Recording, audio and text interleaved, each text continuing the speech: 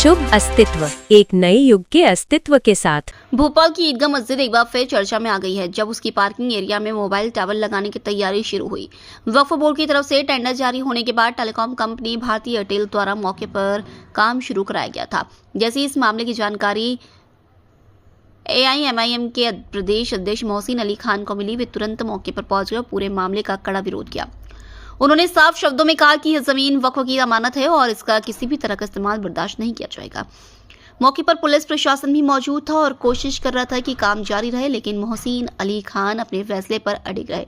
उन्होंने ऐलान कर दिया कि जब तक JCB मशीन मौके से हटाकर काम पूरी तरह बंद नहीं किया जाता, तब तक वे वहीं धरने पर बैठेंगे। उनके सख्त रुख और दबाव के चलते आखिरकार खुदाई कर रही JCB मशीन को वहां से हटाया गया और काम को रोक दिया गया।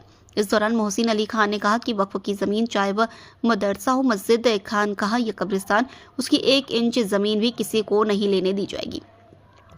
उन्होंने यह भी कहा कि यह हमारी जिम्मेदारी है और इसकी हिफाजत के लिए हर संभव कदम उठाया जाएगा। शमीम सुल्तान की रिपोर्ट।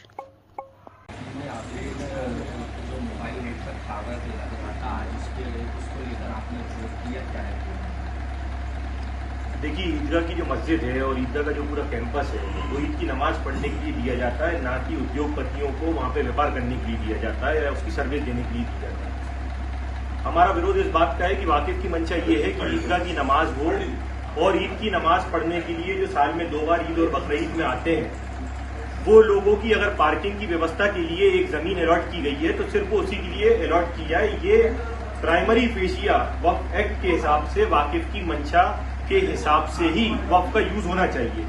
लेकिन आज हमने देखने को मिला कि जब वहां की आवाम ने मुझसे संपर्क कहा और बताया कि JCB मशीन और उनका महकमा वहां पे एक बहुत बड़ा गड्ढा कर रहा है, तो मैंने पूछा कि ये किस बात का एक्सकेवेशन हो रहा है, तो उन्होंने बताया कि वहां पे एक टावर का निर्माण हो रहा है और वहां पे एक भारती एयरटेल जो एक बड़ी उद्योगपति कंपनी है उसको टेंडर के माध्यम से वहां पे दे दिया गया है और वहां पे अब टावर लगेगा।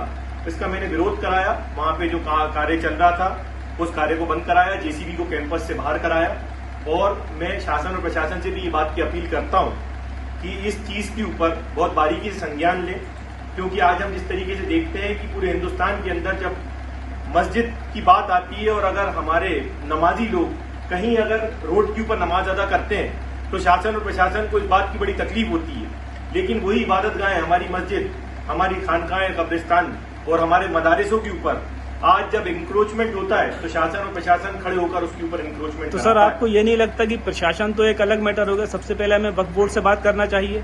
देखिए, वक्फ बोर्ड का जो वहाँ के पंजीकृत अधिकारी हैं जी, अकमल यजदानी साहब, जिन्होंने ये टेंडर अलॉट कराया है और बोर्ड के अंदर इसको स्वीकृत कराया है, मेरी उनसे बात हुई है और मैंने उसमें अपनी आपत्ति दर्ज कराई है।